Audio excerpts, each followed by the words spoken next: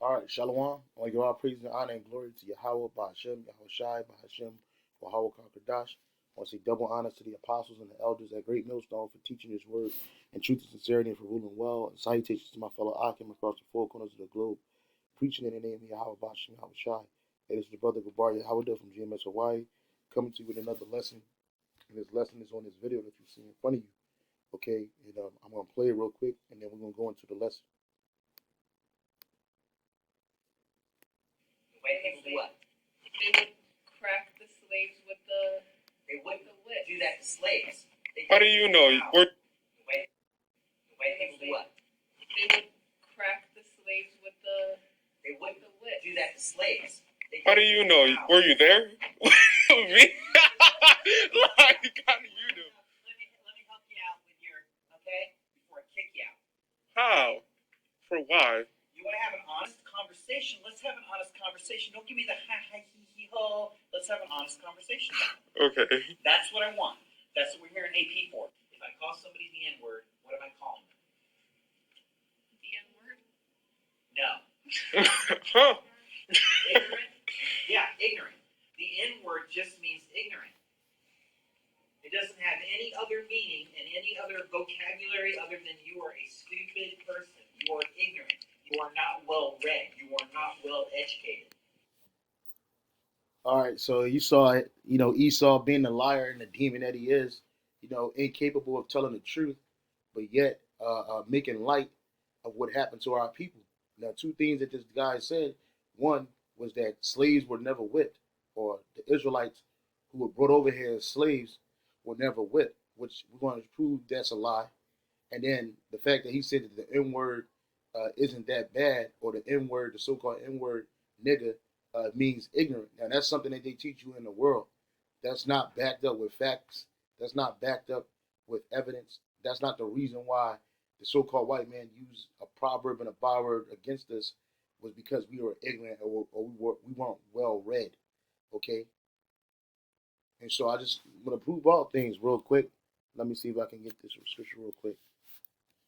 Okay, about that. This is First Thessalonians 5:21. It says, "Prove all things, hold fast to that which is good," man. And so when we speak of these things that we're about to go into, and we're gonna prove it through the scriptures that Esau is a liar. We're gonna prove it through the scriptures that we were made a proverb and a byword of reproach here in this country and any other place we were at, man. So let's address the first thing that he said: slaves were never whipped. This dude's a liar, man. All right. So this is from Wikipedia, all right, and it says that the treatment or the mistreatment of slaves, all right, and what it entailed, okay. This is off of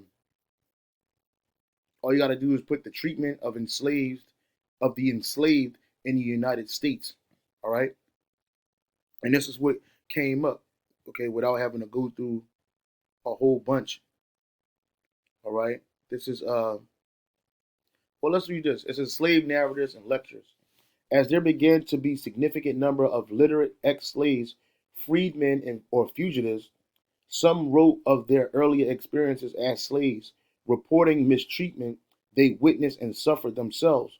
Shortly after a growing number of former slaves were able to speak in public, sometimes eloquently, about what they had experienced and seen, starting with James Bradley in Ohio, then William G. Allen, so well educated that he taught Greek at New York Central College.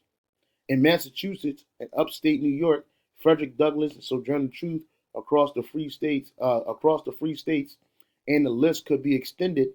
Both the slave narrative and the lectures were free, were for free state audiences who were mostly not aware of the reality of enslaved peoples, or not aware of the reality of enslaved people. And that's what this devil, you send your kids to these schools and these colleges.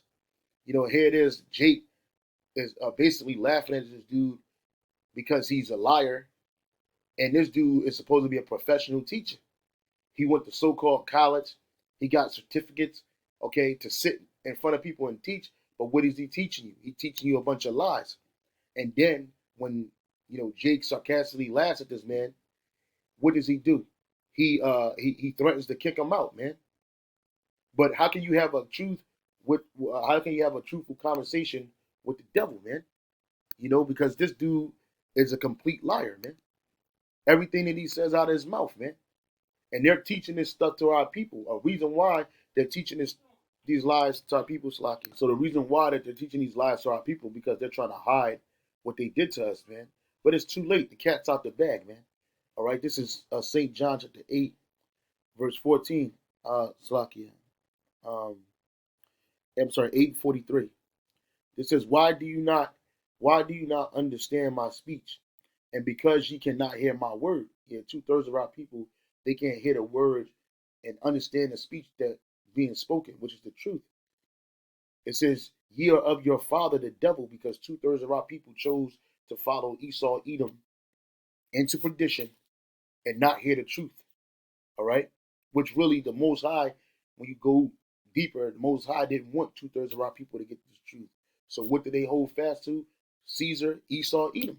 Because during the time of Yahushua, the Edomites was in power as the Romans, the pagan Roman Empire. And Jake, when I say Jake, the who you call Negroes, West Indians, and Haitians, or the Israelites that lived in Israel at that time, mainly the tribes of Judah, Benjamin, and Levi, a vast majority of them didn't want to follow the truth, follow the Messiah. Okay, and mainly it was the leaders of the people. You know, so it says, "Ye are of your father the devil." Esau, you're the devil. You're the slanderer. You're the liar. You're the guy that you're the Diablos, man. And when we just is prone to slander, and that's what all Esau has done. Even in this video, him. Well, let's look up the term for slander. The etymology of the word slander. It says the state of impaired reputation, disgrace, or dishonor, and that's what Esau tries to keep us in: a disgrace and a state of dishonor, a false tale. So Esau, he's the father of false tales, man. The fabrication and dissemination of false tales, and that's what this Edomite teacher, which they don't show his face, but we know he's an Edomite. Okay, they don't show his face, but we know that this guy is a false teacher, man. He's supposed to be imparting wisdom and understanding to his students, but yet what is he imparting? Falsehoods, man. And he's the father of lies, man. Okay, it says from the Anglo-French escalander, escalandre, scandalous statement, alteration, and that's what Esau has been trying to do. He's been trying to alterate our experience here in Babylon the Great, which you call America. You look up that word for slander, the action or crime of making a false spoken statement damaging to a person's reputation. The word nigga just means ignorant, not read, well, not understood, to not understand, which is a lie. So let's go back to the scriptures. The slanderer, culminated, a false accuser. Esau, Edom, you're the false accuser. Because a lot of the things that our people suffer from, and even to the fact that they're committing sins and whoredom, you push this vibration in each society. It's not like Esau pushes a righteous vibration down here and Jake just breaking the law. Nah, righteousness is not going forth down here except through the spirit of Yahweh Shabbat Shai dealing with his holy elect. But Esau, Edom, the one that's running this place, there's no righteousness in him. Ye are of your father the devil, and the lust of your father ye will do. He was a murderer from the beginning, and abode not in the truth, because there is no truth in him. When he speaketh a lie, he speaketh of his own, for he is a liar and the father of it. And that's the truth about you Edomites. You're the father and mothers and sons and daughters of lies, man. Okay? For you to say that slaves or enslaved people, Israelites, weren't whipped, you're trying to deny what happened to us. Why? Because you know that that's a shameful history, man, for you devils, man. This is Habakkuk 2 and 16. It says, thou art filled with shame for glory. Drink thou also, and let thy foreskin be uncovered. Your sins, your foreskin being something to hide your sins, man. Okay? And you're filled with shame for glory, man. Where you had the whole world walked after the so-called white man as if he's the most clean and reputable person on a planet. okay, held above all nations, especially the nation of Israel, as if he's some type of, a good guy calling himself white. To what? To try to bring on a thought of being innocent, pure, unaffected, unadulterated. But in reality, he's the real nigga. You see? And so it says dollar filled with shame for glory. And that's right, because the thing, in order for you to get glory, you brought unamount unsurmountable amounts of shame in order to gain this country, in order to establish this country, in order to establish a foothold, an Edomite foothold in this world. You did a lot of evil and wickedness. Let's look at that definition for shame in the Hebrew. The Hebrew word there for shame is qualaran, okay? And it's just shame, disgrace, dishonor, ignominy of a nation. And the Edomite nation has a deep ignominy placed upon it by Yahweh Shem Yahweh Shai, man. The definition for ignominy is public shame and disgrace. So the Most High Yahweh Shem Yahweh Shai is making your shame public, man, and your dishonor and your disgrace. All right, all of these statues of these so-called great leaders of American history, present and past, all these monuments that you created, come to find out that they're all a bunch of despotic, wicked, Satan worshiping demons, man. Okay, wickedness and evil. Okay, a lot of them were slave owners who got rich off the backs of the Israelites. All right, thou art filled with shame for glory, drink thou also. So you're going to drink also, and let thy foreskin be uncovered. The cup of the Lord's Yahweh Shai, right hand shall be turned unto thee, because that's what happened to us. All this judgment that was happening to us down here was the cup of judgment that the Yahweh Shai turned on us, man. But he's going to turn it on you, man. And shameful spewing, which is disgrace, shall be thy glory. So shameful spewing is going to be your glory. And that's why Esau tries to control the narrative on so many levels, man. Even when a low level Edomite walks up on the men of the Lord, they try to control the narrative until we grab the narrative back and let them know that no, we control the narrative up here. You don't control the narrative because your narrative is a lie. So going back to this, it says, let's go back to the treatment of slaves, man. It says, yep, it says the mistreatment of slaves frequently included rape and sexual abuse of women and men. Let's get that correct too, because they try to put the women on a pedestal like men weren't going through this, and we were. The sexual abuse of slaves was partially rooted in historical Southern culture. So the Edomites had a Southern culture of raping and destroying people, man, and abusing people. It is the view of the enslaved as property. So you just fuck your property. You just beat your property, destroy your property. Come on, man. After 1662, when Virginia adopted a legal doctrine, partus secula ventum, was used from the Virginia, it says in Virginia and later English royal colonies to establish a legal statute of children born there. They were considered to follow the statutes of the status of their mother. Therefore, children of enslaved, let's look at that. It says, children of enslaved women were born into slavery. Those born to free white women, even if indentured servants, were born free. The legal doctrine partus secula ventum derived from the Roman civil law, showing you that this is Rome all over again, which concern personal property, chattels. You see, and that's what chattel slavery was all about. It says, sexual relations between white men and black women were regulated by classifying children of slave mothers as slaves regardless of their father's race or status. So you had Edomites in slavery, man. You had Edomites that looked like Israelites catching hell in slavery, man. You know, it's the devil, man. He that is evil to himself, to whom will he be good to, man? Let's keep on reading. The brutality. Because I'm going to get this portion where it says how slaves were treated. The inhumane treatment. Hold on.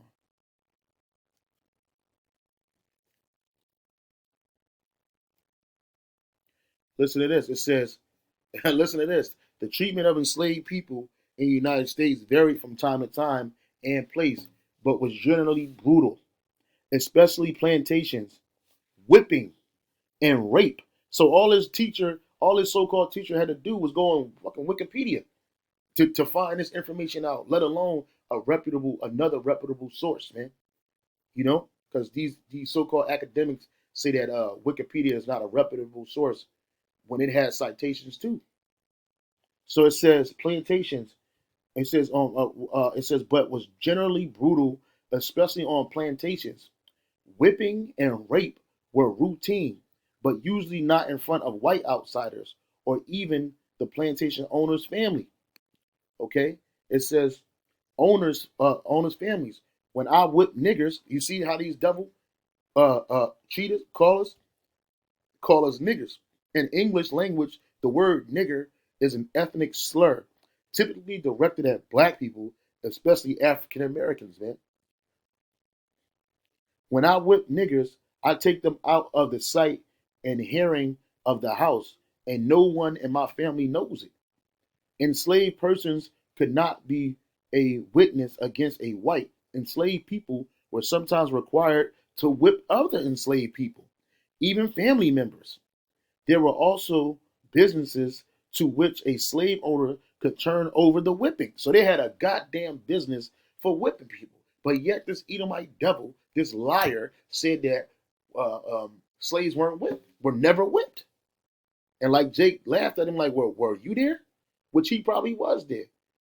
And so was this Israelite being whipped. Now he's being taught by the same liar, that same person that afflicted the judgment on him, who's making no account of his labors, is now fraudulently telling them that it didn't happen. Hey, this is Wisdom of Solomon 5:1. Then shall the righteous man stand in great boldness before the face of such as have afflicted him, and made no account of his labors. So you devils, you afflicted us, and you made no account of our labors, yet we're standing in front of you boldly, showing you that you did do these things, man. Showing you that you did do these things, man. And guess what? Yahweh Shem Shai, remember everything you did to us, and you're going to pay for that, man. You Edomites are going to pay for putting your hands on the Lord's people, man. This is Zechariah chapter, matter of fact, I want to get another scripture before I get that. 7:2, it says, keep my commandments and live. Keep my teachings as the apple of your eyes, man.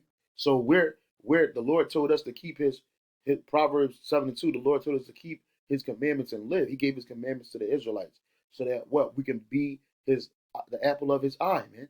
It says Zechariah 2:8, thus saith the Lord of hosts, after his glory, sent me to the nations who plundered you, and for he who touches you touches the apple of his eye, man. So you Edomites, you touch the apple of the Lord's eye, which is us, the Israelites, man. You took it above and beyond. You went above and beyond to destroy our people, man, and you continue to do it even this very day. Zechariah 1:15, and I am sore displeased with the heathen that are at ease, for I was but a little displeased, and they helped forward the affliction. So the Lord was just a little displeased with but you helped forward our affliction. Therefore, thus saith the Lord, Yahweh Bashem Shai, I am returned to Jerusalem with mercies, and that's what this truth, that's what this word, that's what the sacrifice Yahweh Shai made for us.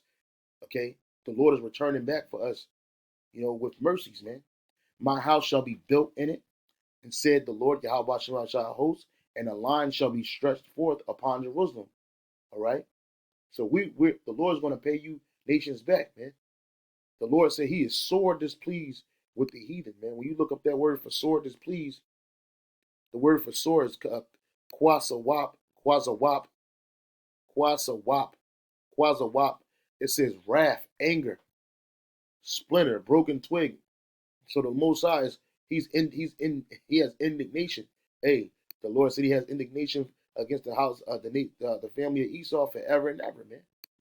You know, because you help forward our affliction, man. Let's look up that word for forward and the affliction, man. You help forward our affliction. The Hebrew word there is rai or ra'ai. It says evil, bad, disagreeable, malignant, unhappy, sad, evil, wicked. And that's what you devils did to us, man. And then you're gonna try to try to gloss it over, try to, church it up. Oh, slaves weren't whipped. Well, if slaves weren't whipped, what do you call this? Yeah. The shocking photo of whipped Peter that made slavery. Listen to this. Watch this. The shocking photo of whipped Peter that made slavery's brutal, impossible to deny, man. And look, man, what do you mean we weren't whipped, bro? This dude's supposed to be a teacher. What is he a sub or something? What are you on crack? What is he on meth? You know what I'm saying? What is this dude smoking meth? But that's evidence right there. Now you had Jake being whipped worse than this. Look at this man back, man. There's a certain way that you whip your servants, man. If they go off, man. First of all, they only get a certain amount of lashes. You Edomites was whipping backs till you see heartbeats, man, rib cages, man. And Jake had the stuff of this heel and still work with this shit, man.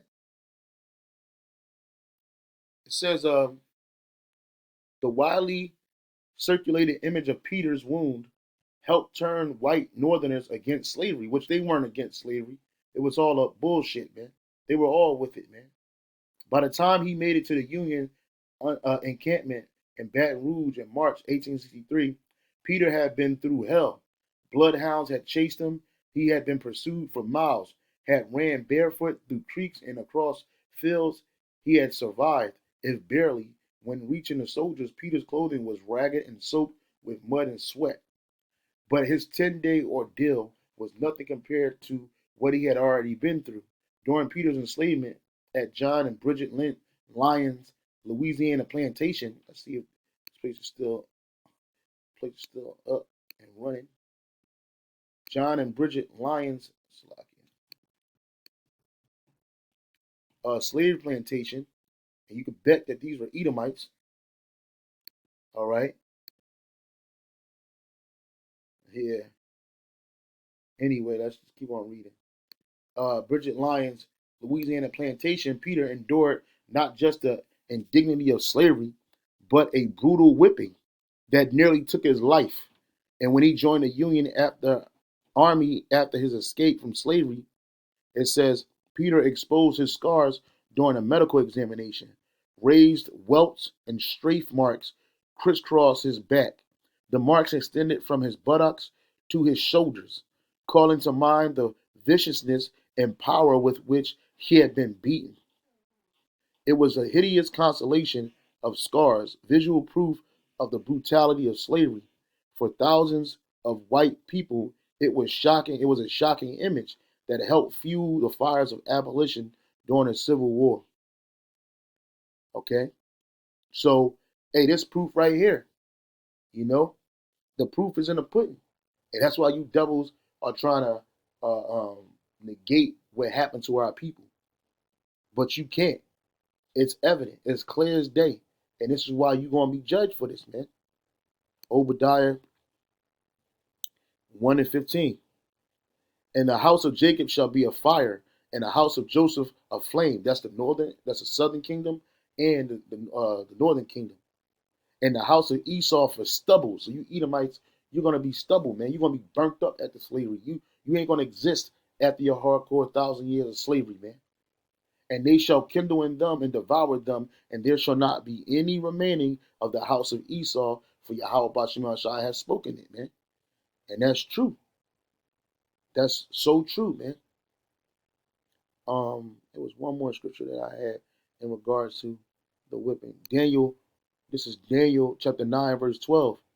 And he hath confirmed his words which he spake against us and against our judges that judge us, by bringing upon us a great evil.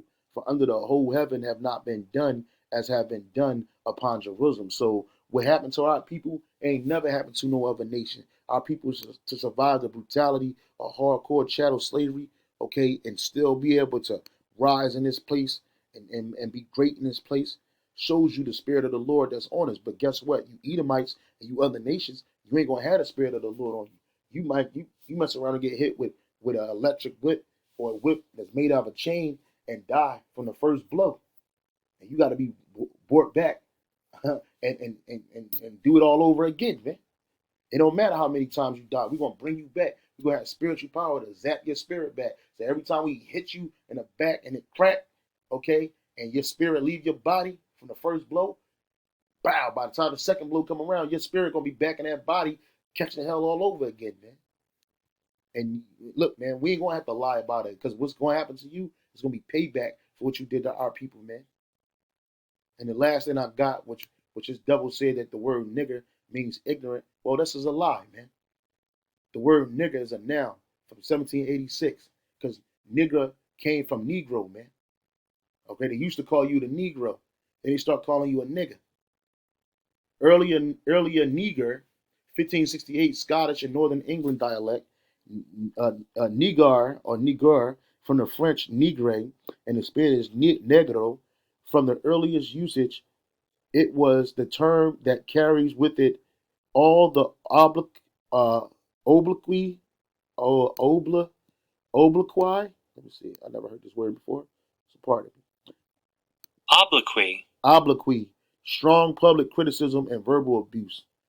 So obloquy and contempt and rejection, which whites have inflicted on blacks, no Israelites, cited in Nagoria's 1965, probably Harold R. Isaacs, but as black African inferiority was the one time was a one time near universal assumption in English speaking lands. The word in some cases could be used without deliberate insult. More sympathetic writers in the late 18th century and early 19th century seem to have used black, and which these are all proverbs and bywords. And after the American Civil War, colored person. So you went from being a Negro to a nigger to being black to being a colored person to being a Negro again to being a black American to being black, again. All of these things are proverbs and bywords, man. This is Deuteronomy. This is Deuteronomy chapter 28, verse 37. And thou shalt become an astonishment, a proverb and a byword among all nations, whether the Lord Yahweh Shem Yahushai lead thee. So that's a curse that was given to our people to be called nigger, to be called spick, to be called Hispanic, Latino, Native American, Puerto Rican, black. These words, these are nothing but proverbs because that's not who we are. We're the Israelites, man, from the tribes of Judah, Benjamin, Levi, uh, Simeon, all right, Ephraim, Manasseh, Zebulon, Naphtali, okay, Asher, okay, Gad, Reuben, Issachar. We're the Israelites, bro. But yet you call us nigger. And this dude says that it means ignorance. No, it doesn't. It's a derogatory term. Nigger is more English in form than Negro and was formerly and to some extent still is used without intent. But its use is now confined to colloquial or illiterate speech, but that's not what that means. That's what they try to change it up to talk about a colloquial or illiterate speech, in which it generally conveys more or less contempt. You're a fool. It says you're a fool, nigger, and the worst days of work Pa ever did was to buy you. You see how this devil talks to you, man? And Scarlet slowly there, she thought I said nigger, and the mother wouldn't like that at all. Margaret Mitchell gone with the wind. You see? That's what the devil called us, man. It says on hairs, the contemptuous term nigger still applied to natives by those who should know better, especially with youths just come from home and somewhat intoxicated by the sudden power. Samuel Smith, India, revisited the Contemporary Review, July 1886. You see? Keep on. The word nigger, it says a contemptuous term for blacks or dark skinned person, man. It don't say nothing about ignorance. It don't say nothing about ignorance or you don't know. So you trying to tell me if anybody don't know something, you just call them the N word? Like, come on, bro. Like, and this dude's supposed to be a teacher. Habakkuk, I read it already. I read Obadiah, Wisdom, Solomon, Daniel, Zechariah, Deuteronomy. Yeah, that's pretty much it. I just wanted to expose this devil. You know, he's a liar, man. Esau, you're a liar, man. All you know how to do is lie. You're incapable of telling the truth, man, because the truth is not in you, man.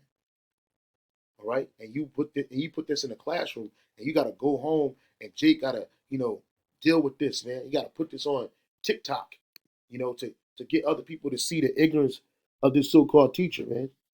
Let me see something. I'm trying to see if this dude got any other. I'll see it after the lessons off. But yeah, man, this dude's a devil, man. This is what he do, man. This is what he does, man. He's a liar, man. Okay, and he's a father of it, man. That's what that one say. Shalom and on to the next.